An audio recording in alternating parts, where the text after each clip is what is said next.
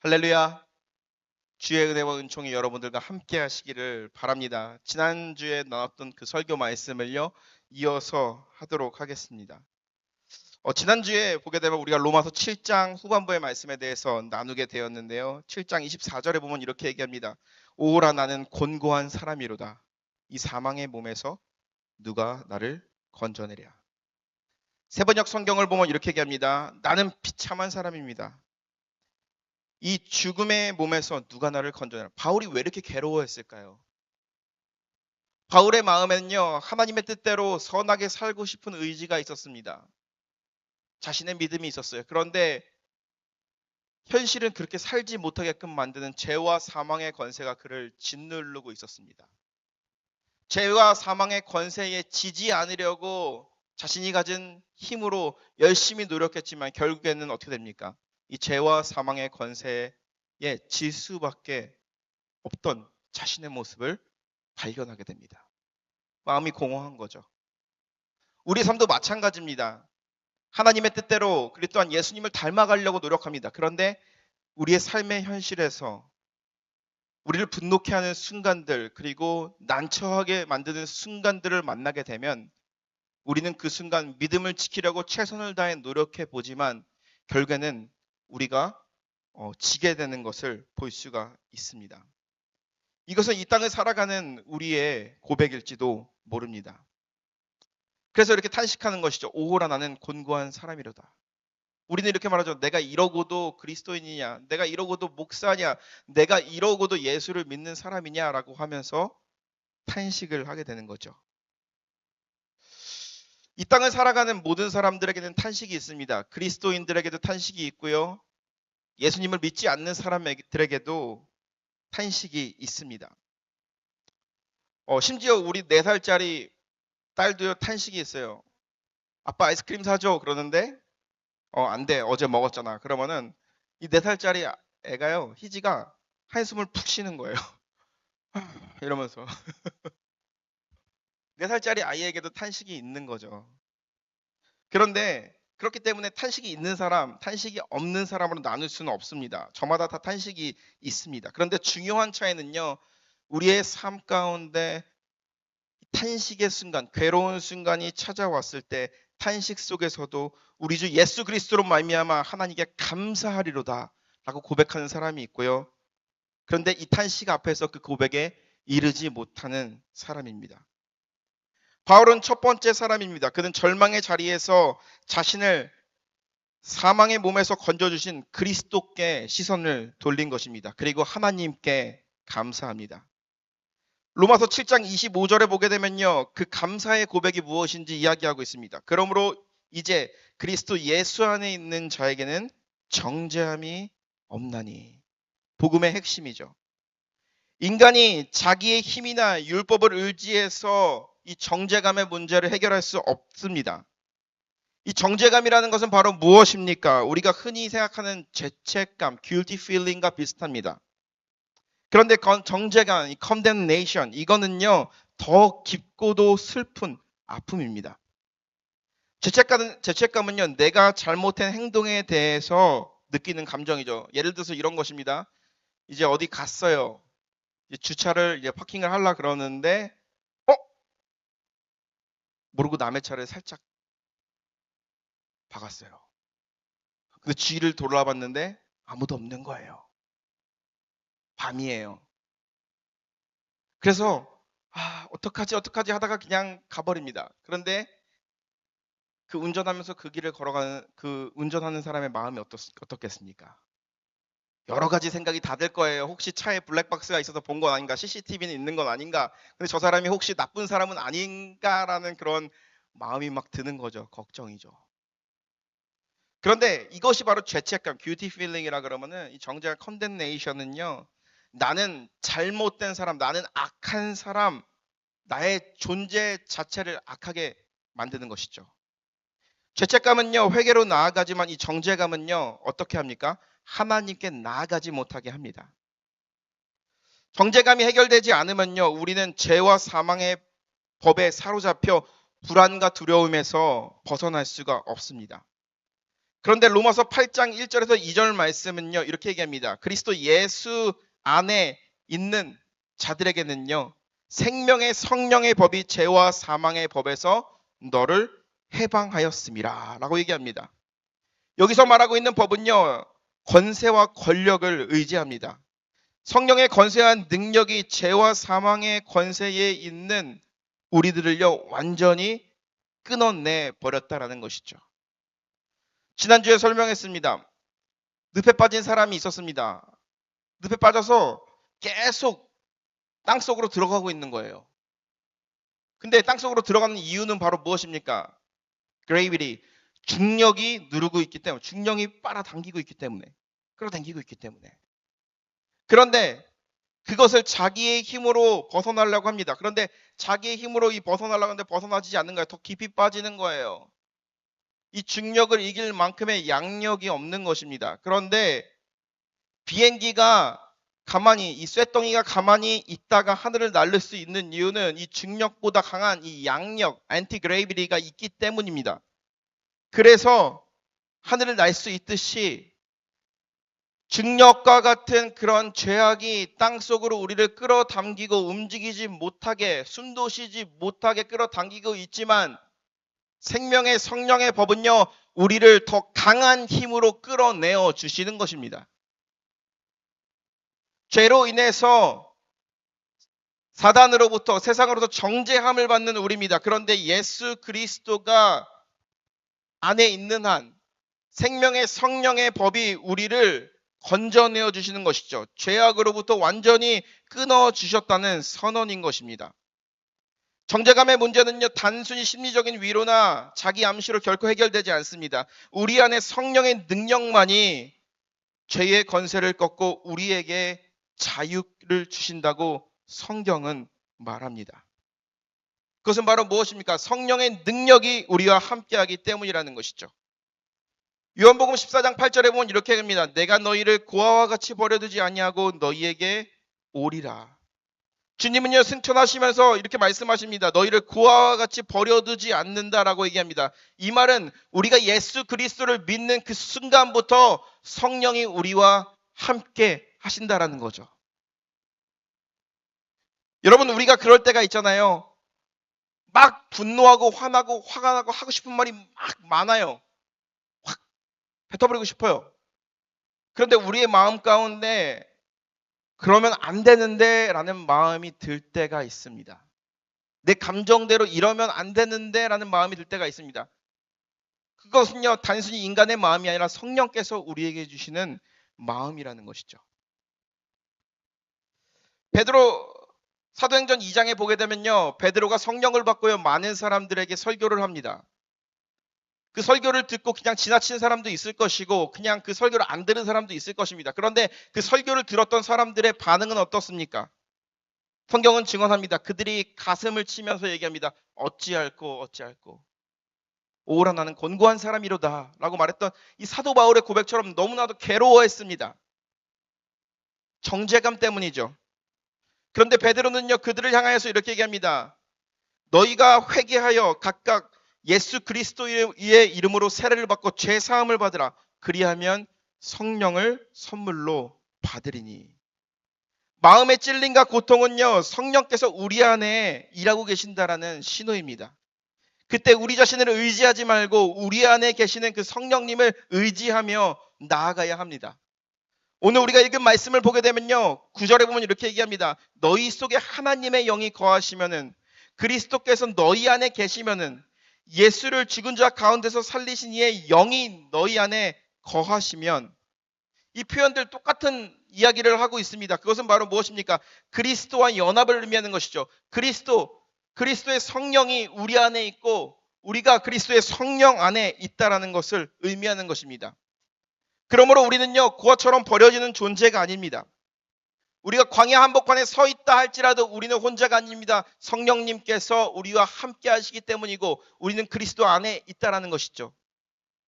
내가 아는 사람들 하나도 없는 곳에 내가 던져졌습니다. 그런데 우리는 결코 혼자가 아닙니다. 그리스도가 우리와 함께 계시기 때문입니다. 우리를 고아처럼 결코 버려두지 아니하신다라는 사실입니다. 그렇다면 우리 안에 있는 성령님은 구체적으로 어떤 일을 하시는지 오늘 바울이 나눴던 이 로마서 8장 말씀을 가지고 여러분들과 함께 나눠보고자 합니다. 성령님은요, 첫째로요, 우리 안에 있는 그 정죄감을 해결하십니다. 성령님은요, 우리의 내면의 깊은 곳에 자리한 그런 정죄감의 문제를 다루십니다. 로마서 8장의 이 정죄감은요, 단순한 실수나 일상적인 죄를 넘어서 하나님의 사랑과 하나님과 끊어졌다라는 단죄에 놓이는 것을 의미합니다. 우리가 느끼는 이 정죄감의 뿌리, 이 컨뎀네이션의 뿌리는 바로 무엇입니까? 하나님과 끊어졌다라는 그러한 두려움입니다. 이 문제는요, 인간적인 노력이나 심리적인 위로로 완전히 해결될 수가 없습니다. 그러나 생명의 성령의 법이 우리를 죄와 사망의 법에서 해방하였다라고 성경은 증언합니다.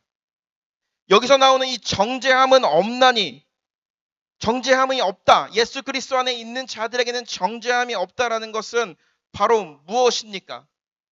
우리가 죄로 인해 살았습니다. 그런데 예수 그리스도를 믿었어요. 그리고 성령이 우리 안에 통치합니다. 그런데 과거의 나의 죄악된 모습들이요, 끊임없이 우리를 끌어내려요. 너 원래 그런 사람 아니잖아. 아, 왜 이렇게 착한 척해? 어떻게 사람이 변할 수 있어? 끊임없이 사단은요, 우리를 끌어내립니다. 그런데 그리스도 예수 안에 있는 자들에게는 정죄함이 없다고 얘기합니다.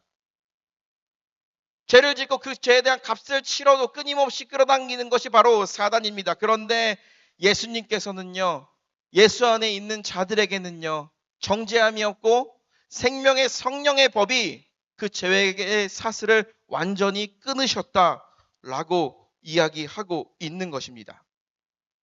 끊임없이 끌어당깁니다. 끊임없이 끌어당기는 것이 바로 사단의 유혹입니다. 그런데 그 사단의 유혹을 우리는 이길 수 있어야 됩니다. 왜냐? 우리 혼자 싸우는 것이 아니라 우리 안에 성령이 나를 대신하여서 대신 싸워주고 있기 때문에. 여러분, 우리가 자존심과 자존감은 다릅니다. 자존감은 바로 어떤 것입니까? 자존감은요, 자존감이 낮아졌다라는 것은 나의 존재를 계속 약하게 보는 거예요. 사람들과 살다 보면은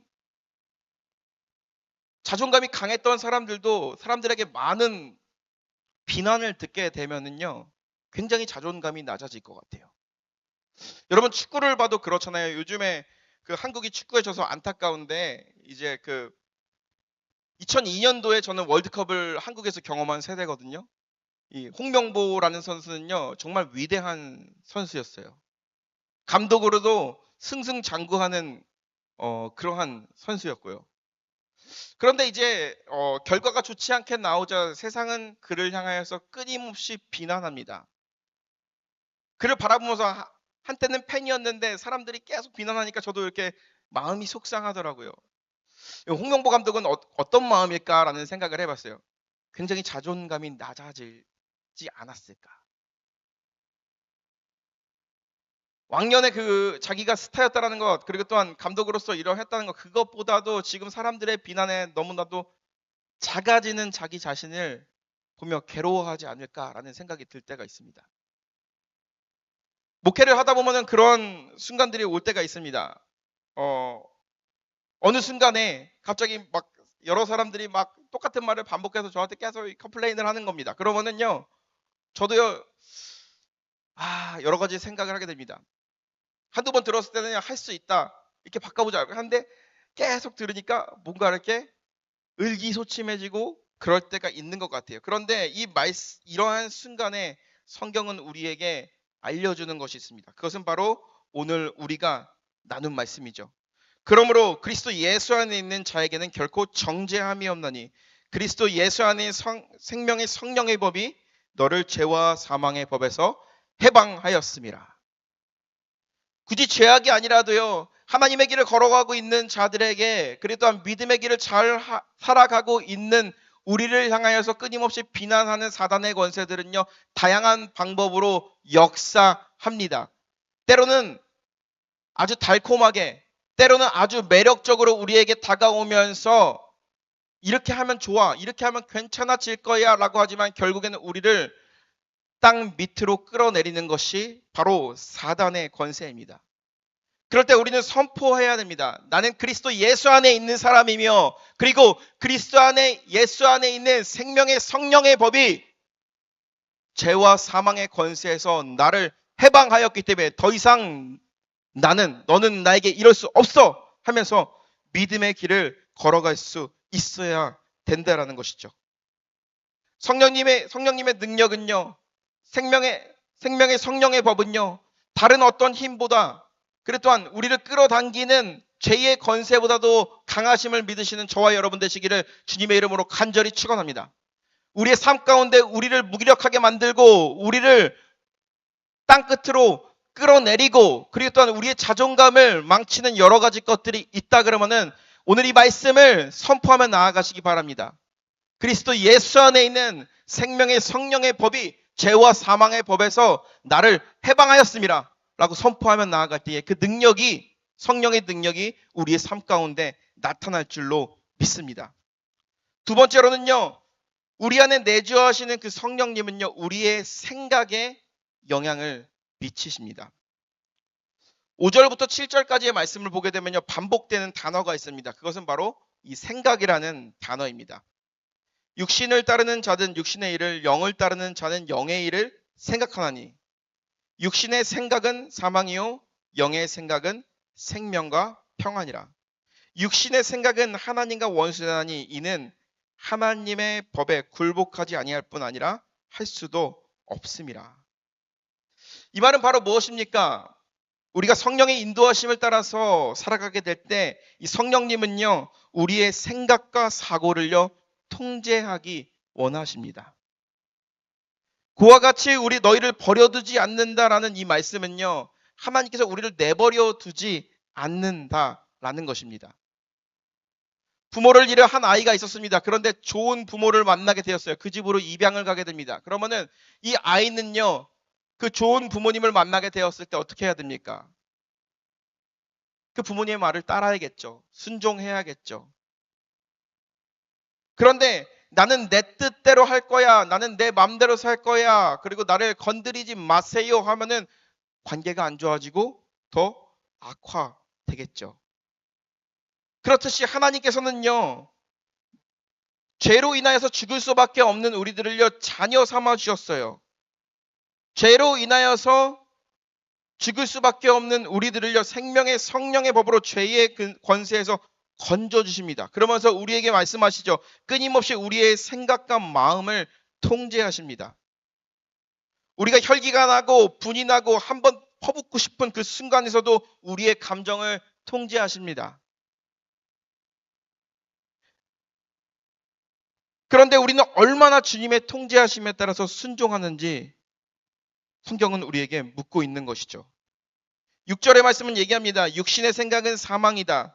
이것은 단순한 사망을 이야기하는 것이 아니라, 강한 표현이 아니라 죽어야지 사망이지 어떻게 사망입니까? 라고 말할 수 있겠죠. 그런다 요한복음 13장 2절에 보게 되면요, 그 의미가 분명해집니다.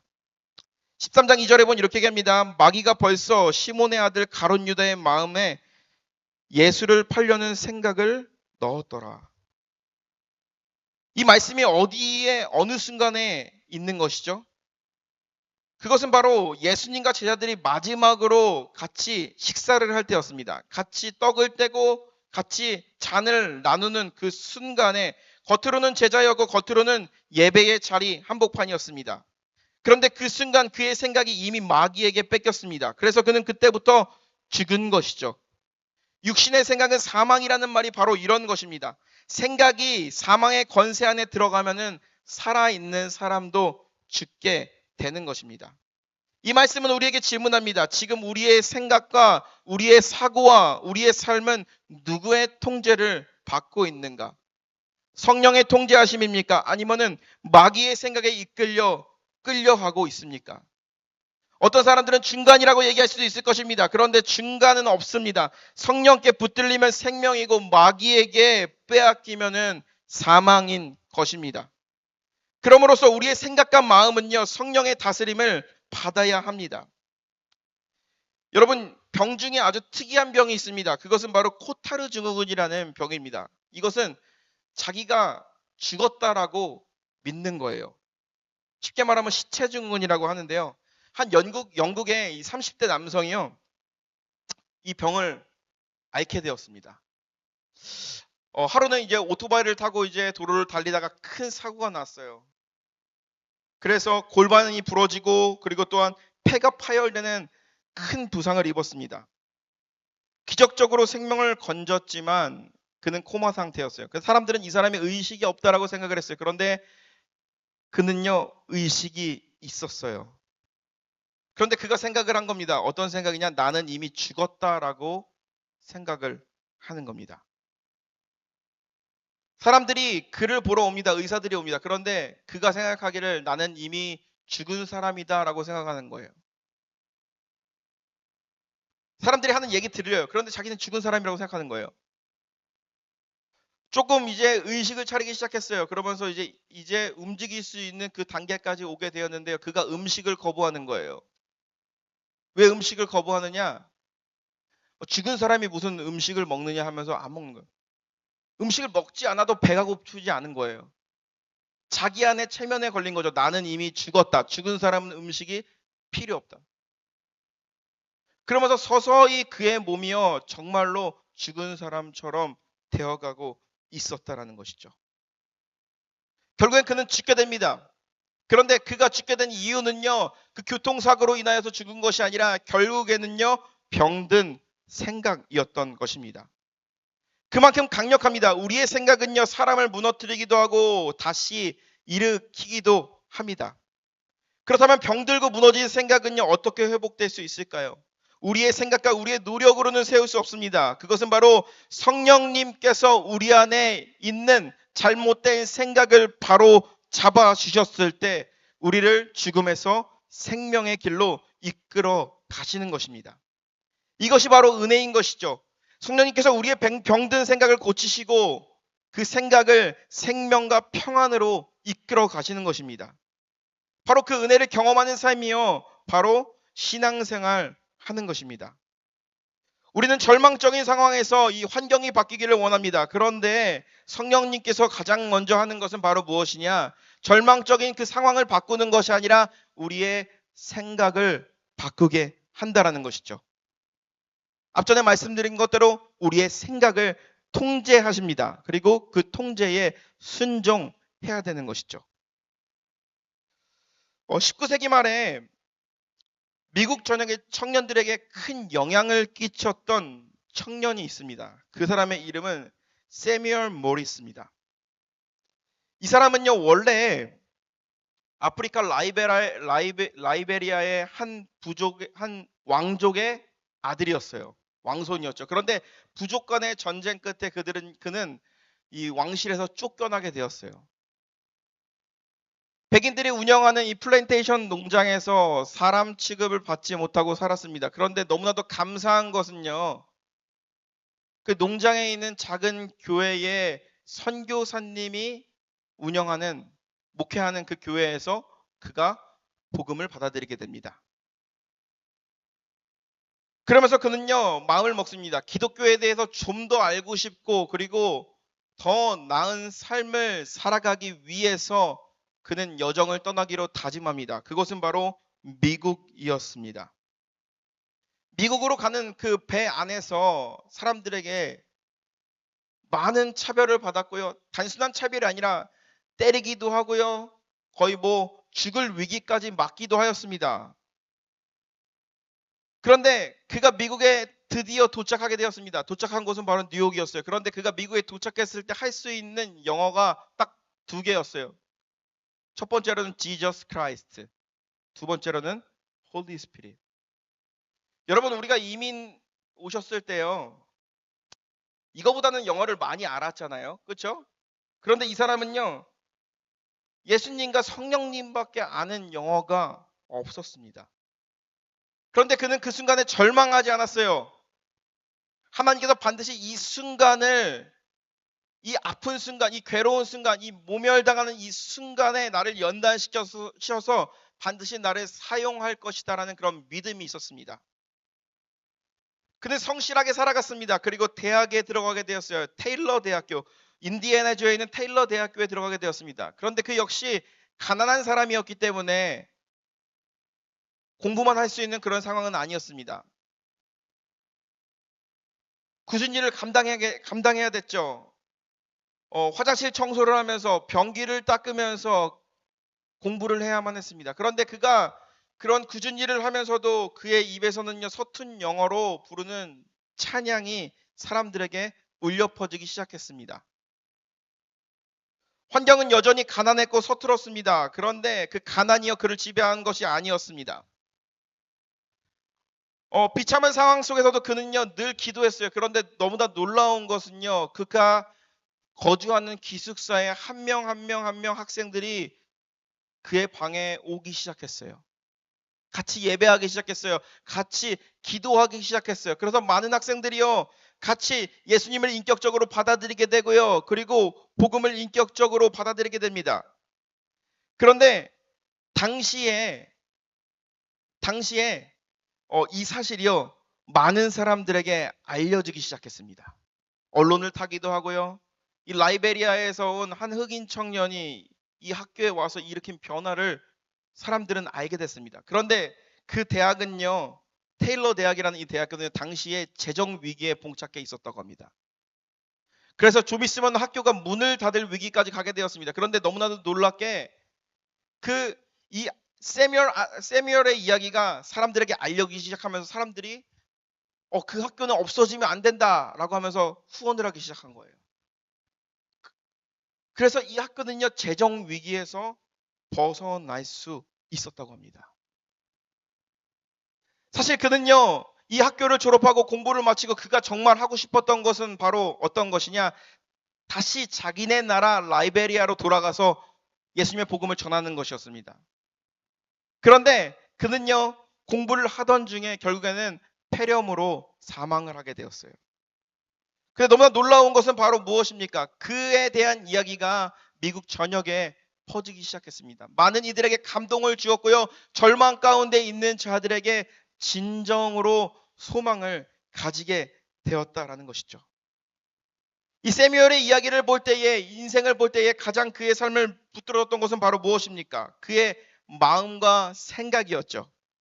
지금 이 가정은 나를 무너뜨리는 시간이 아니라 하나님이 나를 연단하는 시간이다 라고 성령님께서 주시는 그 마음을 붙들며 살아갔을 때 환경에 지배받는 것이 아니라 환경을 지배하는 그러한 존재가 되었다라는 것이죠. 바라옵기는 주님께서는요 우리를 사용하시기 원합니다. 성령은요 지금도 우리와 함께 하십니다. 그리고 우리에게 끊임없이 말씀하고 계십니다. 그 말씀은 바로 무엇입니까? 나의 환경을 바뀌기보다는 내가 바뀌어서 주님의 뜻에 따라서 살아가기를 원합니다. 이러한 회복과 이러한 능력의 역사가 사랑하는 우리 모든 성도님들에게 함께하기를 주님의 이름으로 축복합니다. 세 번째로는요, 성령님은 우리를 거룩한 삶의 자리로 이끌어냅니다. 5절에 보게 되면은 육신의 삶을 따르는 삶, 영에 따르는 삶, 이것이 대조가 되는 것을 알 수가 있습니다. 5장 6절 말씀은 이렇게 얘기합니다. 육신을 따르는 자는 육신의 일을, 영을 따르는 자는 영의 일을 생각하나니 육신의 생각은 사망이요 영의 생각은 생명과 평안이라. 여기 나오는 육신을 따르는 자는 육신의 일을 하는데, 이 육신의 일을 뭘 말하냐면은 갈라디아서 5장 1절에 보면은 이야기합니다. 5장 19절에 보면 얘기합니다. 육체의 일은 분명하니 곧 음행과 더러운 것과 호색과 우상숭배와 주술과 원수 맺는 것과 분쟁과 시기와 분내는 것, 당짓는 것, 분열함과 이단, 투기, 술 취함과 방탕함, 또 그와 같은 것들이라. 전에 너희에게 경계한 것을 경계하노니 이런 일을 하는 자들은 하나님의 나라를 유업으로 받지 못할 것이다. 육신의 일은요 우리가 생각하는 흔한 나쁜 일들을 이야기하는 것입니다. 그런데 그것에 이어서 나오는 말씀 22절에서 23절의 말씀을 보면 이렇게 얘기합니다. 오직 성령의 열매는 사랑과 희락과 화평과 오래 참음과 자비와 양선과 충성과 온유와 절제니 이 같은 것을 금할 법이 없느니라. 내 안에 믿음이 있느냐 없느냐, 내 믿음이 좋으냐 나쁘냐 하는 결정짓는 중요한 것은 바로 무엇입니까? 그것은 내 안에 성령님의 거룩한 성품이 역사하여서 내 안에 거룩한 열매를 맺고 있는가에 있는 것입니다. 오늘날 많은 그리스도인들은요, 성령의 인도하심을 구하며 죄와 사망의 권세에 짓눌려 살아가기를 원하는 사람은 없습니다. 그러면 우리는 스스로 물어야 됩니다.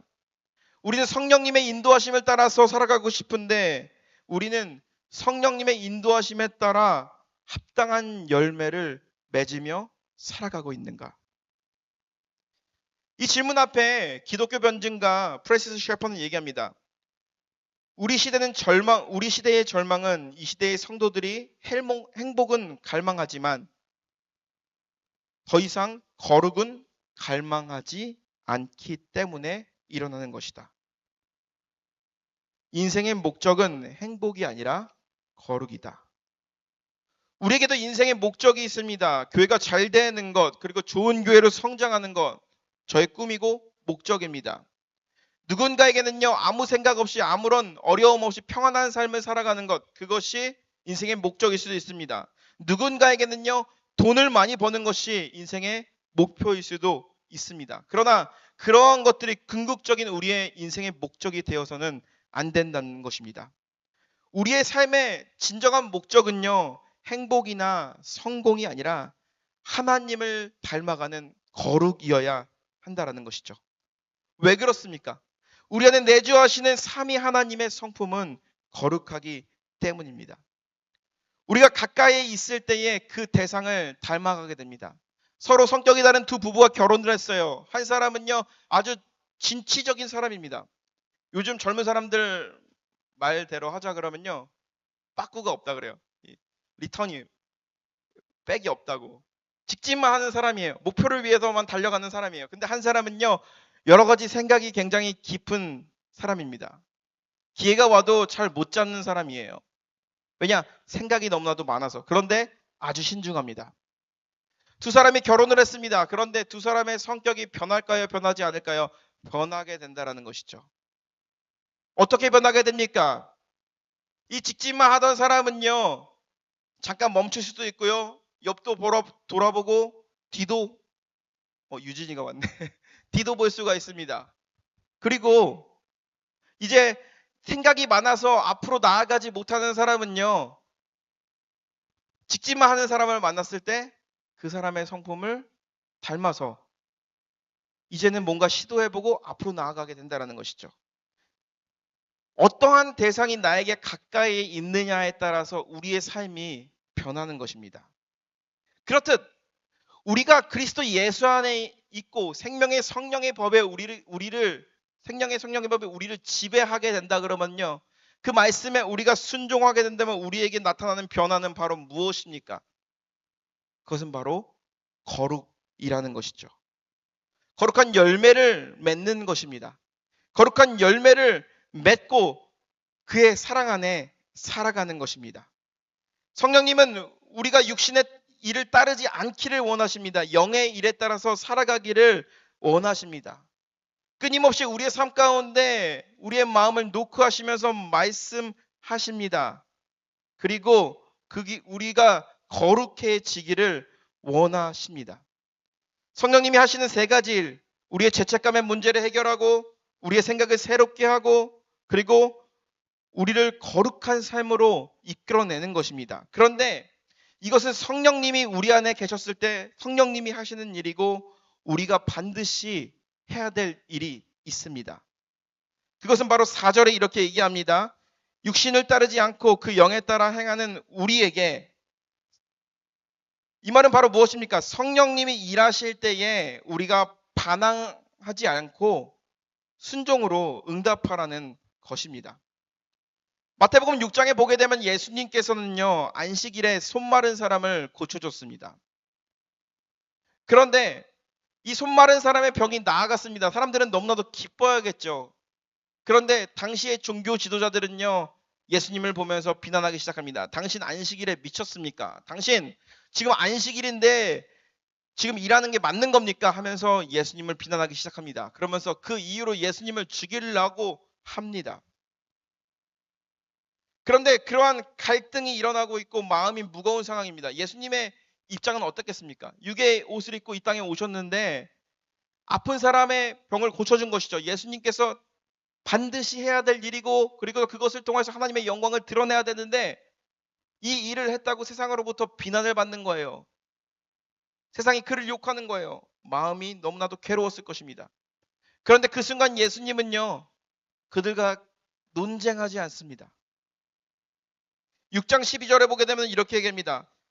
산으로 예수께서 기도하시러 산으로 가사 밤이 새도록 하나님께 기도하시고, 우리말 성경을 보게 되면요 하나님께 기도하시고라고 번역되지만 원어의 뉘앙스를 살려면 하나님의 기도, 즉 하나님의 뜻을 찾는 기도를 했다라는 것이죠.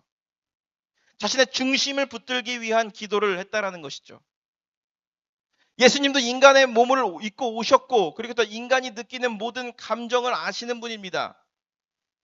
하나님께서 주신 아버지 하나님께서 주신 그 사명에 따라 이 땅에 왔고 그리고 병든 자들을 긍휼히 여겨서 그들을 치료해 줬습니다. 그런데 세상으로부터 들려오는 소리는 당신은 거룩하지 못한 자요. 당신은 부정한 사람이요. 당신은 악한 사람이요 하면서 손가락질하는 것입니다. 얼마나 마음이 괴로웠을까요? 그런데 예수님께서는요 그 순간 어떠한 논쟁도 하지 아니하시고 산속으로 올라가서 밤새도록 기도하셨다라는 거죠. 왜 기도하셨을까요? 자신의 중심을 붙들기 위해서 기도한 것이죠. 하나님 아버지 하나님 내가 너무나도 힘듭니다. 내가 나의 중심을 잡을 수 있도록 이끌어 주시옵소서. 성령께서 말씀하시는 그 음성에 순종할 수 있도록 나의 삶을 인도하여 주시옵소서. 흔들리지 않고 내가 아버지께서 원하시고 아버지께서 바라시고 아버지께서 가라시는 그 길을 걸어가게 하시옵소서라고 간절히 기도했던 것이죠. 우리의 삶 가운데도 이러한 순간들이 굉장히 찾아올 때가 많습니다. 우리의 삶 가운데 여러 가지로 삶을 살다 보면 사람들과의 갈등이 일어날 때도 있고요. 순간순간 표현하지 못하지만 마음 아픈 문제들이 우리 가운데 가득할 때가 있습니다. 성령님은요 우리에게 끊임없이 우리에게 마음을 주십니다. 그리고 우리의 마음을 통제하십니다. 그런데 내 안에 있는 죄와 사망의 권세는 그렇게 살아가게 내버려 두지 않는 것입니다. 오라 나는 곤고한 사람이로다 라고 바울이 고백했던 것처럼 우리도 끊임없이 탄식하고 괴로워합니다. 그럴 때 우리가 해야 될 것은 바로 무엇입니까? 산에 올라가셔서 밤새도록 간절히 기도하셨던 그 예수님을 바라봐야 한다는 것이죠. 기도하는 것이죠. 기도하면서 성령의 음성을 듣는 것이죠. 기도하면서 순종할 수 있게 도와달라고 주님께 부르짖는 것입니다. 내가 그냥 내 안에 일어나는 갈등으로 인하여서 그리고 내 안에 일어나는 그걸로 끝나는 것이 아니라 하나님께 기도하는 것입니다.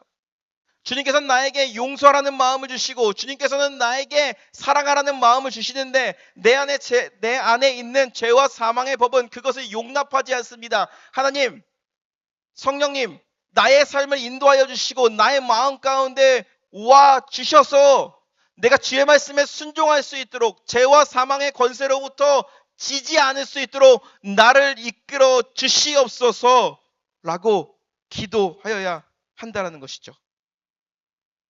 우리의 삶 가운데 우리를 짓누르는 많은 것들이 있습니다. 그리고 우리를 분노케 하는 여러 가지 것들이 있습니다.